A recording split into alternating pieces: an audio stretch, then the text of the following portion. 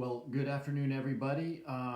It's Jim Himes here doing our promised and scheduled 3 o'clock Facebook Live, in which my intention is to talk a little bit about some of the lesser known elements of the American Rescue Plan, which passed just over a month ago. We have done these Facebook Lives around some of the kind of marquee elements of the plan: the $1,400 check, the extension of unemployment insurance, the child tax credit, which are all pretty dramatic in their impact. But there are other programs that are more specific to people in specific situations that I wanted to highlight, just because they may be lesser known. And this year we've spent an awful lot of our resources making sure that the federal aid that is delivered, that the people who can use that aid and who need that aid can actually get it. So the plan is this afternoon to spend time on 4 programs in particular that may be of value to people. And just to give you a sense as we build an audience here about what we're going to talk about, I'm going to talk a little bit about the Shuttered Venue Grant Program, the Restaurant Revitalization Fund. Obviously, lots of restaurants out there having struggled pretty intensely in the last year or so. FEMA Funeral Assistance, a program that is designed to give cash assistance to the unfortunate families who lost members to the COVID virus this year. And then the Rental Assistance Program known as Unite CT. So I'm going to focus on those 4 programs because I think they're the ones that perhaps people at this point in time don't know as much about as they know about the $1,400. I will take questions as well, and we're happy to take questions on any topic whatsoever. We're hoping to have enough people that I may not be able to get to everybody's questions, but my staff is also monitoring this Facebook Live, and we will endeavor to get you an answer to your question regardless of what it is. So let's jump right in. As I said, I'm not going to spend a lot of time on the economic impact payments, but just as a reminder, if your individual income is below $75,000 a year, or if you're in a household with 2 taxpayers, double that, your income is below $150,000, you should have received by now, or will be soon receiving, that $1,400 payment, or in the case of 2 people, a $2,800 payment. The recourse, if you have not received that payment, the first recourse is to go to irs.gov, the IRS website, and you will see a button there that allows you to track your payment. If there's particular difficulties, of course, my office would be delighted to try to help make sure you get a payment that you're entitled to. There's always issues about people moving or tax filing deadlines and that sort of thing. So again, I'm not going to spend a lot of time on there because most people have already received that check and people are good and familiar with it. Same is true of unemployment insurance. Obviously, those people who are in the unfortunate situation of needing unemployment insurance, that's handled through the Connecticut Department of Labor. That program was extended rather than expiring this spring. So I am going to focus on those 4 programs that I talked about, and let's start in order probably of uptake. There are restaurants, obviously, in every single one of our communities, and all of those restaurants have struggled to actually stay alive. Many of those restaurants took Paycheck Protection Program loans. But it is really important that people know, almost everybody knows a restaurant owner or is a restaurant owner or knows somebody who works in a restaurant. $29 billion have been made available for the Restaurant Revitalization Fund. The program is scheduled to open sometime in the next 3-week period. It will be administered by the SBA, and the Restaurant Revitalization Program will provide outright grants. Okay, these are not loans like the PPP program offered, forgivable loans in the case of that program, but these are outright grants to restaurants. Okay, I anticipate, based on what I heard Senator Schumer say today, that program should be up and running sometime in the next 3 weeks time frame. It is a very valuable program in as much as the grant that will be given to the restaurant owner is the difference between 2019 revenues for a restaurant and 2020 revenues. So in other words, 2020, that's the year of COVID, revenues in almost every single restaurant were significantly lower than they were in 2019. That delta, that difference between 2019 and 2020 revenues can be paid out through this Restaurant Revitalization Fund in the form of a grant. Now, there are some limits. Grants are capped at $10 million per entity. $5 million per physical location. And I should note that a restaurant that got a PPP grant PPP loan that was then turned into a forgivable loan and therefore a grant, the amount of that PPP will be subtracted from the grant. The idea being there that if you got essentially a forgivable loan that helped you with payroll 6 months ago, that will be netted against or subtracted against the grant that you would get from the Restaurant Revitalization Fund. I will also note we've been struggling to make sure that smaller entities, smaller businesses get access to these forms of support. $5 billion of the $29 billion is set aside for establishments with less than $500,000 of 2019 income.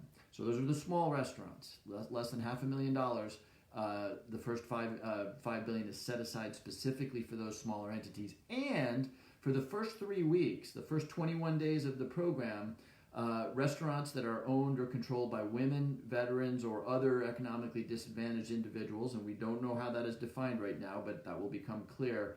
In that first 3-week period, they will receive priority. Again, we saw with the original PPP program that sometimes it was the big restaurants with lots of administrative staff and lawyers and the bigger ones that got the PPP. So this is an effort to make sure that your neighborhood restaurant that has under $500,000 in revenue in 2019, or that is woman-owned, or that is veteran-owned, gets to move towards the front of the line. First 3 weeks will be targeted at those restaurants.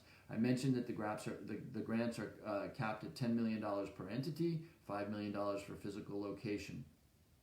Again, before I move on, that program is not yet open, so watch this space. We will be advertising when it does open up. It will be handled through the Small Business Administration. Let's move on to a sad but important program, which is FEMA Funeral Assistance. FEMA Funeral Assistance is designed, let me start by saying that we believe that applications for FEMA Funeral Assistance will begin on April 12th, so we're pretty close. It's about a week from today. On April 12th, we believe that this program will open. FEMA Funeral Assistance will provide to an applicant funeral assistance to reimburse actual funeral costs associated with somebody who is deceased because of COVID. And this is really important. How do we know? How do you qualify? An applicant for this funding will have to provide a death certificate that lists COVID as a cause of death. And that's important to remember because, again, this is FEMA, and so they're going to be pretty specific about the documentation they take. If somebody has been shown to have passed away as a result of COVID, this program will allow applicants to receive up to $9,000 in reimbursement for the cost of a funeral. Okay, and in the particularly sad cases where an individual may have been responsible for more than one funeral, there is a maximum per person award of $35,000. It's almost hard to talk about that because you imagine somebody who's had to deal with 3 lost family members, but nonetheless, $9,000 per funeral can be reimbursed up to a maximum of $35,000 per person. Now, there are no specific income qualifiers at this point that we are aware of, but we are, and this will be defined before the programs open up. Before the program opens up, there is a need to demonstrate need, and I wish I could tell you exactly how that could be demonstrated, but at this point, those rules are not out there. But anyway, watch this space, because if you had the unfortunate reality of having to pay for a funeral for somebody who passed away of COVID, you could qualify to have $9,000 of that expense reimbursed. The applications for that program will be taken over the phone number, and we'll post this for an application. Remember, the program's not open yet, is 844-684-6333. I'm going to ask my staff to post that in the comment area, 844-684-6333. The initial application is made by phone, and then there will be ongoing document presentation and stuff which will happen online. Again, remember, that's a program that we are told will begin on April 12th. Okay, that's that program. Let me move on to the third program I wanted to talk about today, which is rental assistance. This is a program, emergency rental assistance, that is underway right now in the state of Connecticut. The roughly, $420 million that has been made available by the federal government for this program is being doled out through a program called Unite CT. It is being administered by the Connecticut Department of Housing. So if you go to the Connecticut Department of Housing's website, you will see Unite CT, and that's how you make application for rental assistance. So it went live on the 15th of March, and it is operating right now. My understanding is that there have been thousands of applications submitted. It's a little bit of a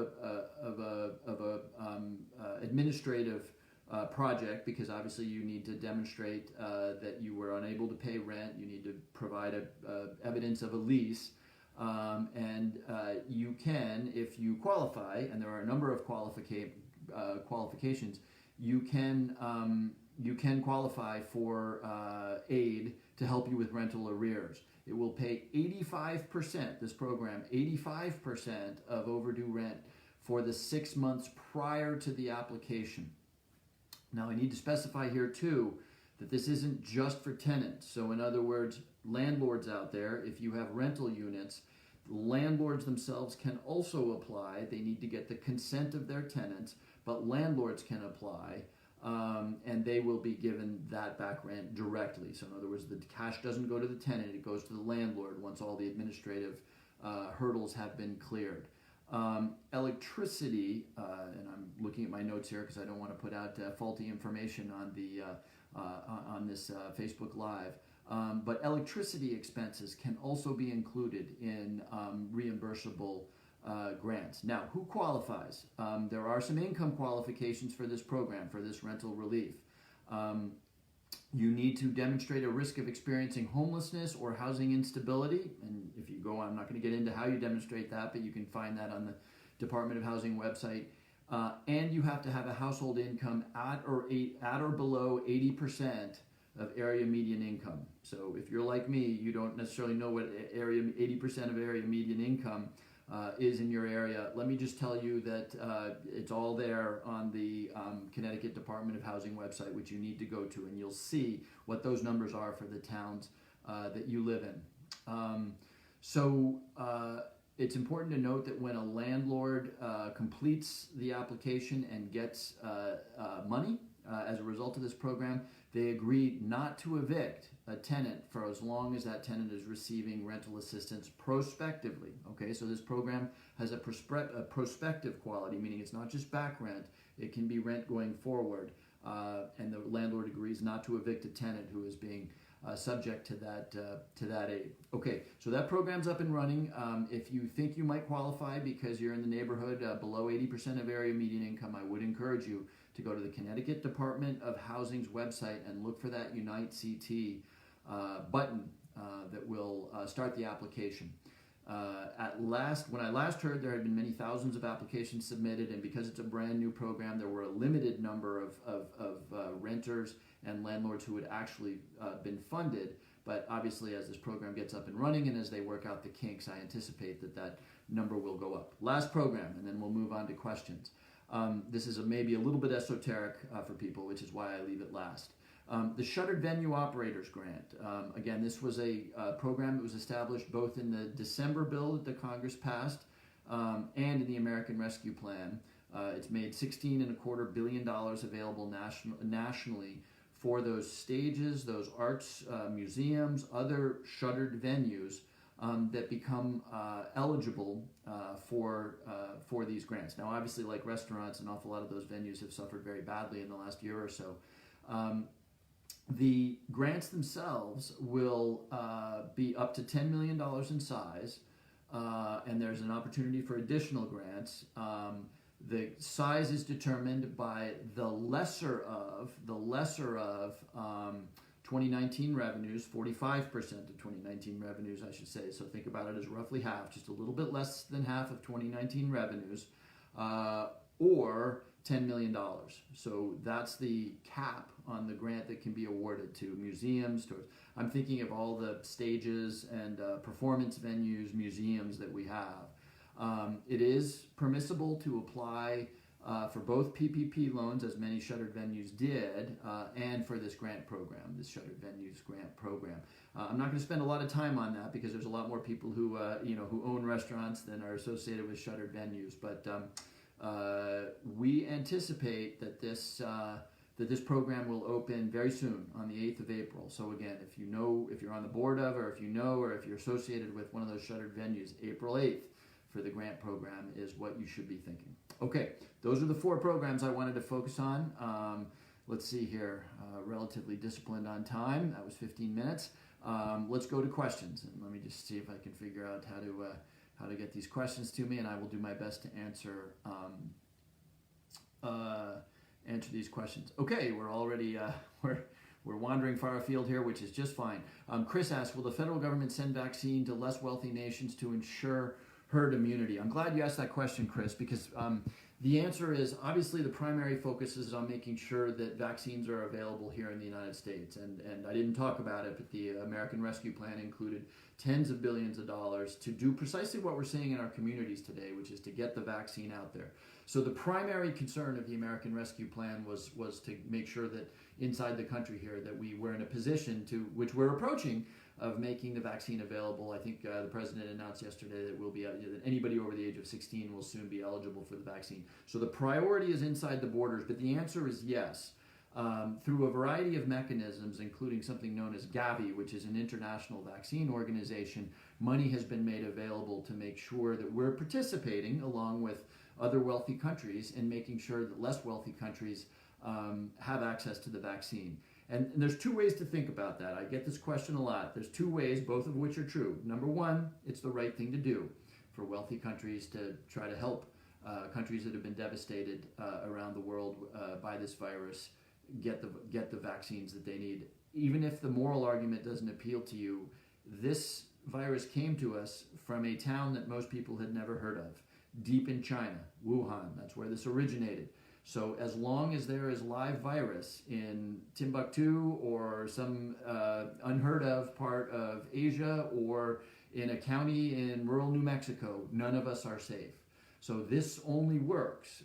We're only safe from this virus when the globe, because people travel and this virus has traveled all over the world, we are only safe when we have created herd immunity around the world.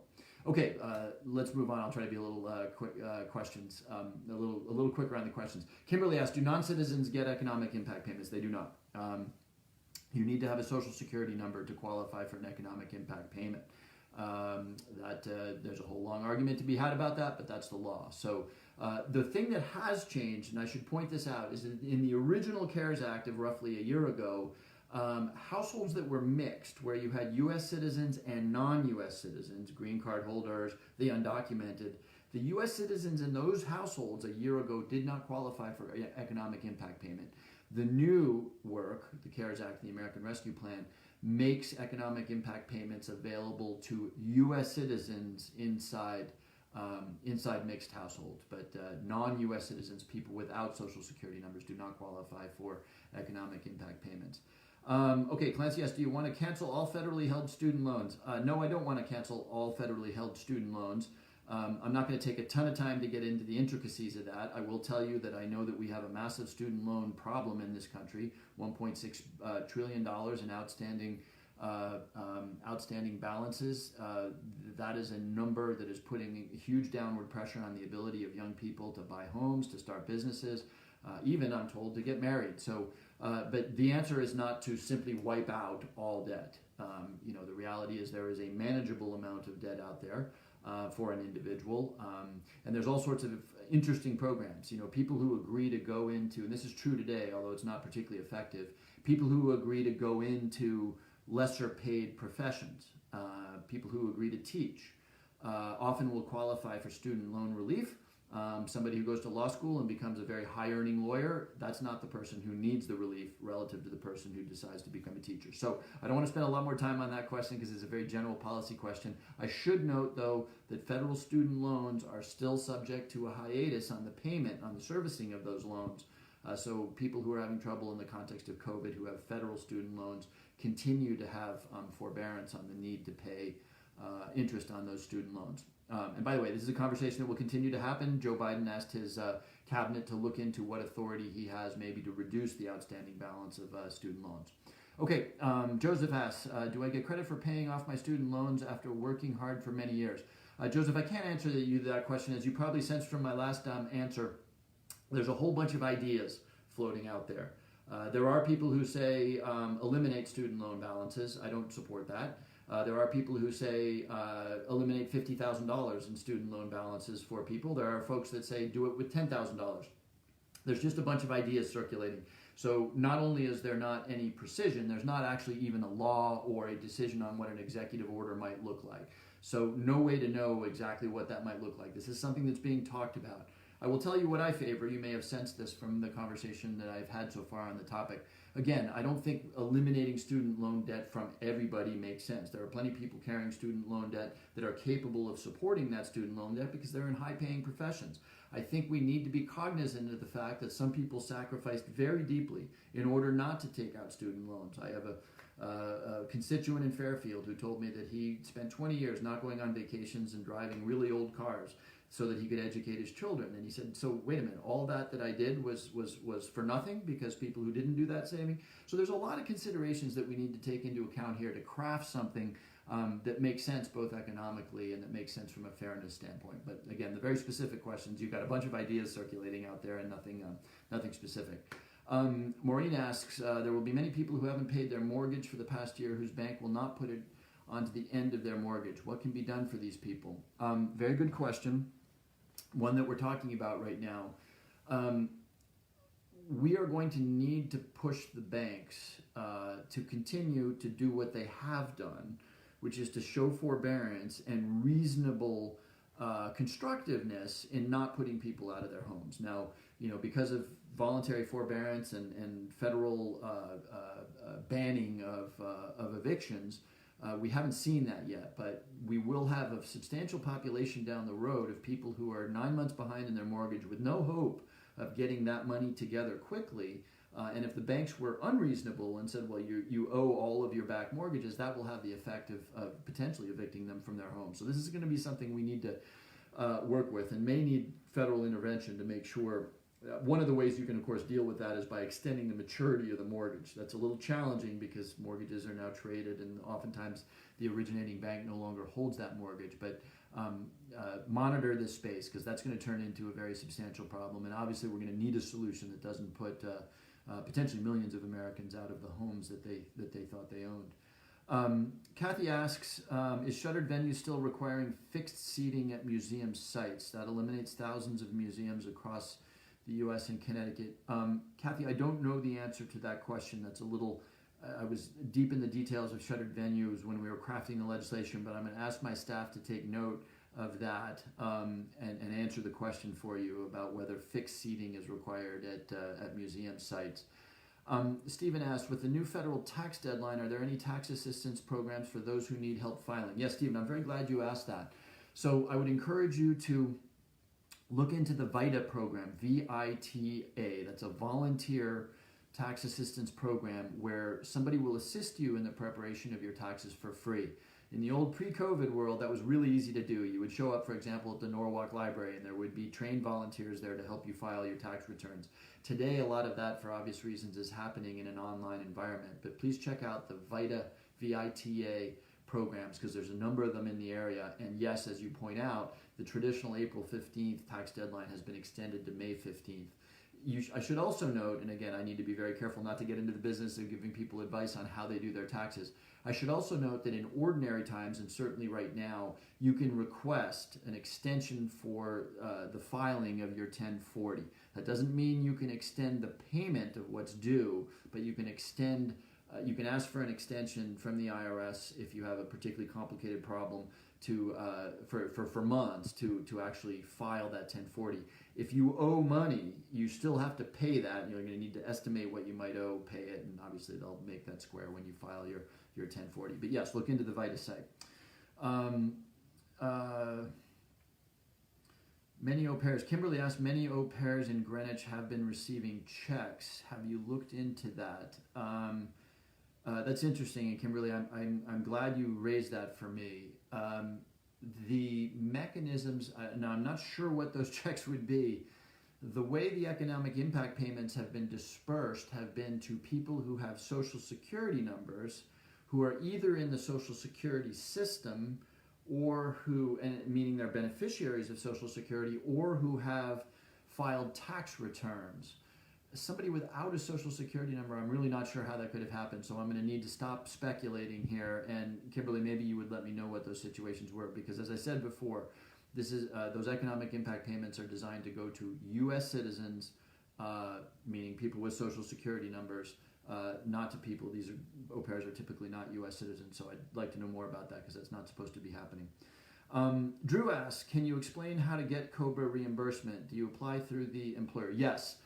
So Cobra and the American Rescue Plan included some provisions that made it easier and better to get Cobra. In fact, some premium assistance with Cobra. So if Cobra is a program that is available to somebody who has lost their job, and what it allows you to do is it allows you to assume the expense of your employer-provided health care.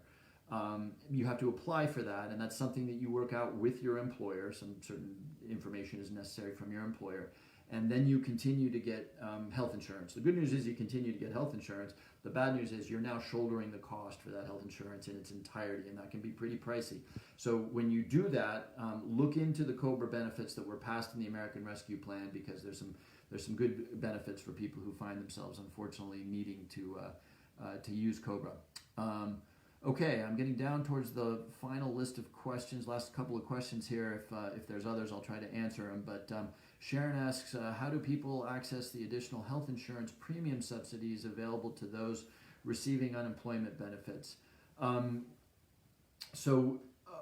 would recommend that you start, because I don't know what kind of health insurance you're referring to here. I don't want to give a terribly precise answer, but I would recommend that you start with the provider of your health insurance. And so if you're Medicare, Medicaid, or private insurance, the answer may be different. But wherever you get your insurance, I would call your insurance provider or look online with your insurance provider and say, does the American Rescue Plan have subsidy or other forms of aid that will help me with my health insurance? Because there were a variety of measures taken in the American Rescue Plan that were designed to help people who are struggling to pay their health insurance premiums. I'm going to take one last check here to see if we have additional questions. I don't have many coming through.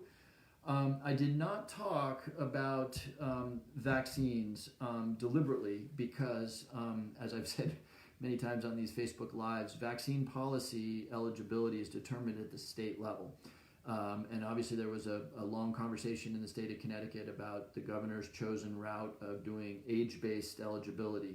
You know, he believed that the virtue of that was the simplicity, and there continues to be a debate about how different states have done it. But what I do want to say is two things. Number one, the American Rescue Plan, which at the end of the day is your taxpayer dollars, made tens of billions of dollars available to make sure that the vaccines got out there in the way that we see them being out there right now. The other thing I need to say about vaccines is they're proven to be safe. Millions of Americans now have had them with really no significant adverse effects. And if you look at the graph of the United States, you will see that our new cases, our deaths, are way down. And that's partly a function, obviously, of the fact that we're roughly 20% inoculated here in the United States. We're not quite up there with Israel and a couple of other smaller countries, but we're doing very, very well. What we're in right now is a race against variants. Right now we're seeing more contagious variants, and in some cases more severe variants, be the main form of COVID that is putting people into the hospitals, is putting younger people into the hospitals in a more severe way. So we're in a race to get people vaccinated because these vaccines continue to be effective against the new variants. But if you have an awful lot of variants out there mutating because we're being slow about the vaccinations, you run the very real risk that we could develop a variant through mutation that is not addressable by the vaccines that we have out there. So get yourself vaccinated. I don't think we're going to have mandatory vaccines anytime soon. The White House was very clear about their stance on no vaccine passports, but we do need people to get vaccinated. Okay, last couple of questions. Christina asked, what will the federal government do to audit the disbursements to catch fraud? Very good question. There are going to be lots and lots of people at the federal level to go after fraudsters. And sadly, we saw a lot of that in the PPP. This is one of the downsides of getting money out there quickly. If you get money out there quickly, you sometimes don't have time to put in place the checks and balances that require the confirmation of income and all that sort of thing. But let me just make sure that people understand that, the big one, the economic impact payments, they're based on your income. They're intermediated by the IRS. So those will get made square with the IRS. Nobody wants to be accused of tax fraud. So, that big one will obviously, the IRS will have the data to square up, to true up. You either getting more or less than you do. Well, let me be clear about that. I need to be very careful. The nice thing about the economic impact payments is that if it turns out that you owe money because your 2020 income was higher than your 2019 income, there's not going to be a lot of people in that position. If you are owed money, you will get that money. If you owe money, you're not required to reimburse that to the federal government. So, but nonetheless, there will be very serious efforts to identify fraud, particularly in programs like the PPP, the Shuttered Venue Grant Program, the Restaurant Revitalization Fund. So there are always bad actors out there, but there are an awful lot of people who will be looking for those bad actors, and you don't want to be in that category when the federal auditors show up. Okay, last question. Is there help for property taxes? Very good question. Some of the programs that are out there, I'm not sure from the question whether we're referring to commercial or for residential property taxes, but obviously it's landlords that are often responsible for property taxes on federal programs. The rent emergency rental assistance program will help with that, either directly or indirectly. And then I would urge you to consult your individual towns. Property taxes, of course, are intermediated by our towns and our cities. They're the ones who levy those taxes. And I do know that many of those towns and cities have put in place forbearance programs where you get an additional time to pay those. And so I would check with your individual town on that. Okay, folks, that's half an hour, which is what we strive to do in these Facebook Lives. We will do more as we get more information as these programs roll out. In the meantime, thank you for your questions. Hopefully this was helpful. And as I always do, I'm going to close with something I heard the president say today, which is that just because we can see the end doesn't mean we're at the end. And we still continue to lose fellow Americans, even if it's at a much reduced rate relative to where we were 5 months ago. We continue to lose Americans. And so even as we get vaccinated, we need to be careful to observe social distancing, to wear masks, to not do dumb things so that we can get out of this sooner rather than later. Okay, thank you, everybody.